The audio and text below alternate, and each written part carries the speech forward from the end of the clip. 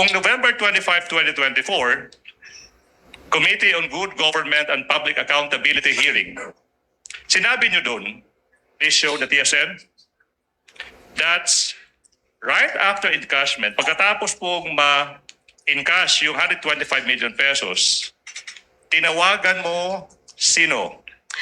CSO officer, Your Honor. Colonel La Chica. La Chica. To quote, sinabi mo doon, you called him and you told him na eto na yung, ready na yung 125 million pesos. Tama po ba? Sinabihan ko po siya, Your Honor, na na-encash ko na po ang cheque for the confidential funds. Yes, ma'am. Question. Ikaw yung special disbursing officer. Ikaw yung na-prepare ng confidential, yung physical financial plan. Hindi mo masabi kung empleyado ba. Hindi mo masagot-sagot yung napakasimpleng tanong kung empleyado ba si Colonel La Chica. The question is, why did you have to call Colonel La Chica to inform him, Colonel La Chica, ready na ang 125 million pesos? Bakit? Kasi po, may instruction po sa taas, Your Honor, ng aking head of agency na kung ma-encash ko po ang cheque, i-release ko po kay Sir La Chica, kinsa iyang gi-designate nga special officer po, security officer po sa Office of the Vice President na siya i-order, Your Honor. Okay, ma'am. Sabi mo, tinawagan mo si Colonel La Chica kasi yun yung utos ng head of agency. Siguro sa ating mga kababayan na hindi alam, sino ba? Sino ba ang head of agency na nag-utos sa iyo as the special disbursing officer na ibigay yung 125 million pesos in cold cash sa isang security officer, Colonel Raymond Dante La Chica? Ang nag-utos po sa akin na i-release ang pera na 125M sa security officer na si Colonel La Chica ay si Ma'am Sara Duterte. You turned over 125 million pesos to Colonel La Chica precisely para siya yung mag-disburse ng 125 million pesos for the supposed confidential activities ng Office of the Vice President. Tama po ba? Misleading, Your Honor. What? Why is it misleading, counsel? Your Honor, the witness has yet to testify on anything. Wait, But the I'm leading her. question is premised on, Your Honor. Overruled, counsel. Witness said that she was instructed by the head of agency, the vice president, to give the money to, anong word ginamit niyo, ma'am? Transfer? Release. Release. To release the money to Colonel La Chica. Proceed, counsel. Now, hindi po ba na nag-testify ka rin sa November 25, 2024 Committee on Good Government hearing na binigay mo yung 125 million pesos kay Colonel La Chica kasi si La Chica lang yung may alam, siya lang yung may alam on how to implement yung confidential activities. Di po ba? Yes po. Yes Siya po. po ang expert. Oh, wait. You can explain po later, ma'am, ha? Okay, Sorry now. po. And you only came to know that Colonel La Chica knows how to implement the confidential activities. Nalaman nyo lang na si Colonel La Chica yung may alam paano i-implement yung confidential activities precisely because yun yung sabi sa inyo ni VP Inday Sara Duterte. Tama po ba? Kasi po ang Wait, security. ma'am, with all due respect po pwede pong sagutin ng yes or no without explanation. Ma'am, I will allow you, pero pwede po bang sagutin po muna? Yes or no? I will allow you to explain. Your Honor, the witness is answering, Your Honor. May the witness be allowed to finish her answer? She already started answering, counsel. Let her answer and you can continue with your direct. Kindly answer, pakisagot po, Ma'am Gina. Yung katanungan.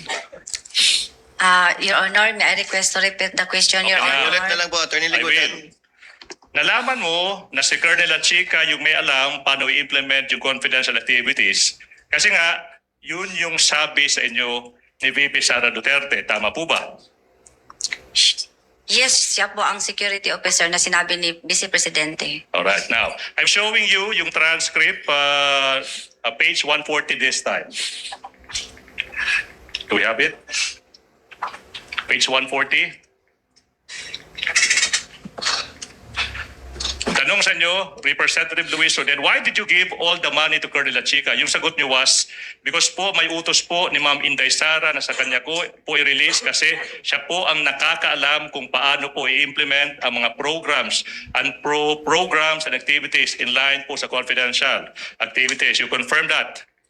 Yes, Your Honor. Madam, since si Lachica yung may alam paano i-implement yung project and the confidential funds, siya din yung nag-implement ng mga confidential activities. This time, ma'am, hindi na 2022. This time, for 2023, correct? Same question, Your Honor. Okay, I will repeat the question. Since sabi mo, ipinabigay ni VP Sara yung pera kay Lachica kasi siya yung may alam paano i-implement yung confidential activities.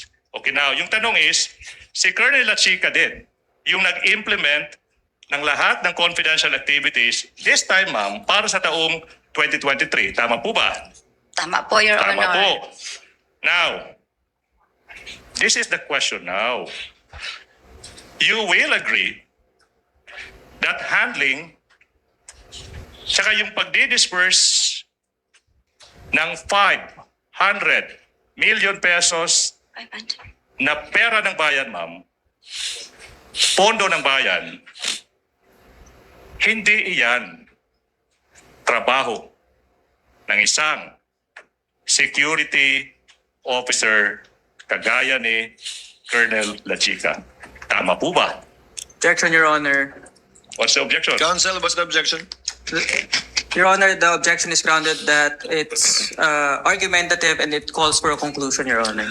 Kindly modify, counsel. It is Okay, now. argumentative. You can modify and get Yes, the ma'am. response you want from the witness. Yes, ma'am. Yes, sir. Now, Madam Witness, hindi po ba na base sa paragraph 3.27 ng Joint Circular 2015, please flash that one, yun yung trabaho ng isang security officer refers to a personnel who by reason of his duty or employment has been officially designated to have access to security information. Tanong, andyan ba dyan nakasulat na po pwedeng yung isang security officer yung mag-i-implement ng confidential activities tsaka yung mag-disburse ng confidential funds ng isang ahensya like the Office of the Vice President? Same objection, Your Honor. Argumentative and calls for a conclusion.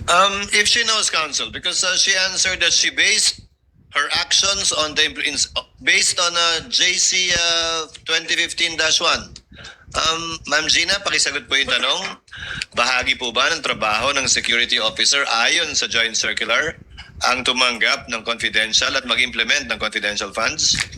Siya po ang may alam, siya po ang eksperto, Your Honor, sa pagpatupad po ng confidential operation and activities, Your Honor.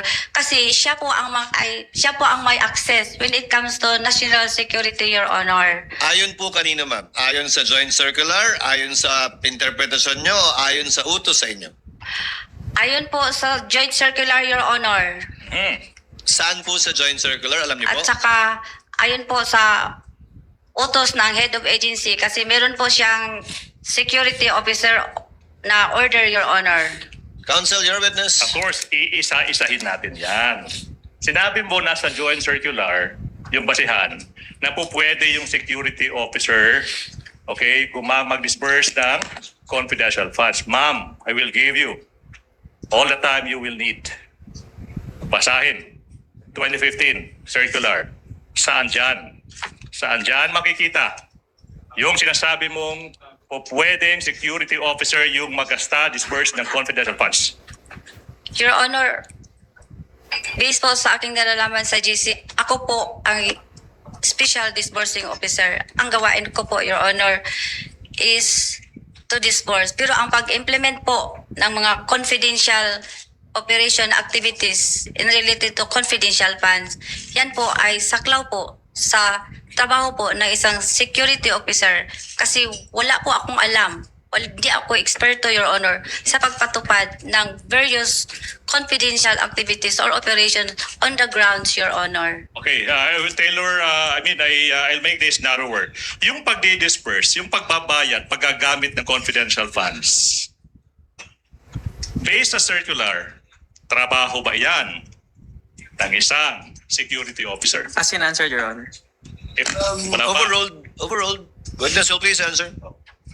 Ano po yan? Trabaho po ba ng isang ng isang security officer yung paggamit ng confidential funds, pag-disperse ng confidential funds?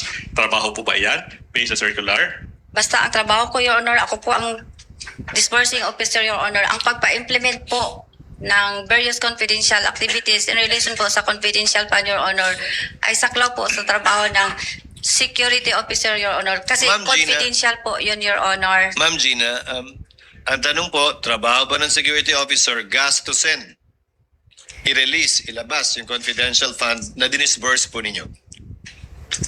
Kung oo po, saan sa joint circular nakalagay yun? Ano yun, sir? Trabaho po ba ng security officer gastusin yung nirelease yung confidential fund? Iba po yung implement. Siyempre, siya yung magagawa ng surveillance. Siyempre, siya po yung kukuha ng mga operative na sa intelligence. Pero yung paggastos po, trabaho po ba ng security officer gastusin yung dinisburse ninyong confidential fund? Hindi po, Your Honor. Trabaho po yung ng disbursing officer, Your Honor. Pero, pag na-release ko na po ang pera sa kanya, Your Honor, pinareceive ko sa kanya, Your Honor, magbigay po siya sa akin ng utilization report, Your Honor. Yun po ang signed or evidence, Your Honor, na na-implement na po niya, Your Honor, ang mga various confidential activities or operation, Your Honor, sa ground kasi siya po ang expert, Your Honor. So sa pananaw po ninyo, ang ginamit niyo pong salita, release. Yes, Yung Your pag-release po nyo ng pera kay Colonel Lachica, dapat i-liquidate na po niya yun? I-liquidate po niya, Your Honor, after po, matapos po ang pagpa-implement ng various confidential activities po sa ground, Your Honor. Kasi siya po ang eksperto, Your Honor. Pero siya po ang gumastos ng pera sa iba't ibang nakatanggap ng confidential fund. Tama po. Ano yun, Your Honor? Siya po ang gumastos ng pera at nag-abot ng pera sa iba't ibang pinagbigyan niya base sa intelligence at confidential operations niya. Tama po ba? Siya po, Your Honor, kasi siya po ang may alam kung paano po i-implement ang mga confidential operations activities, Your Honor. Kasi confidential po yun, Your Honor. Hindi po ba akong sang-ayon alam. sa joint circular, kayo dapat ang nagdi-disburse direkta sa beneficiary o recipient? Hindi naman po sinabi, Your Honor, na ako ang magpunta doon sa ground, Your Honor. Kasi wala po akong alam, Your Honor, kung ipapatupad. Wala po akong security, wala po akong access, Your Honor, sa tinatawag na National Security Information, Your Honor. Huling katanungan po kaugnay nito bago kayo ipasa kay Atty. Lagutan. Sa pananaw niyo po ba sa pag-release niyo kay Colonel Lachica, recipient si Colonel Lachica ng confidential fund o ginampanan po niya yung tungkulin niya sa pag-disburse lamang? Nalibog ko. I'm sorry. I'm Recipient po confused. ba si Atty. Lachica, si Colonel Lachica o tagapagbigay lang siya ng perang nirelease niyo sa kanya? Wait. Yung pera po ba tinanggap ni Colonel Lachica para sa sarili niya? Hindi, Your Honor. Tinanggap po niya para ipamigay sa ibang tao? Tinangka po niya, Your Honor, para po, Your Honor, sa mga gastusin in relation po sa pagpatupad ng confidential activities or operations, Your Honor. Kasi siya po ang may alam, Your Honor, at saka confidential in nature po, Your Honor. So sa pananaw po ninyo, hindi siya recipient, si Colonel Lachica. Yun po ang explanation ko sa iyo kanina, Your Honor. Hindi nga po siya recipient. Dili, Your Honor. Okay. Dili is hindi. Now, you said, Attorney Mr. Ligotan. Honor, you said that you gave the 125 billion pesos to Colonel Lachica. Siya yung nag-disburse. Sabi mo kanina, una, kasi yun yung nakasulat sa Joint Circular 2015-01. And then, sabi mo, and that not only that, sinabi mo rin, kasi yun yung utos ng head of agency, si VP Inday Sara. Now, you were asked saan sa circular nakasulat na po pwedeng mag-disburse ng confidential funds isang security officer hindi mo mahanap. Tama po ba? Tama As po ba, can ma'am? answer, Yes Your or no? Honor. Yes or no? This is a premise to the next question, Your Honor. Witness may answer, counsel. Yes or no? Pakisagot po, Ma'am Gina.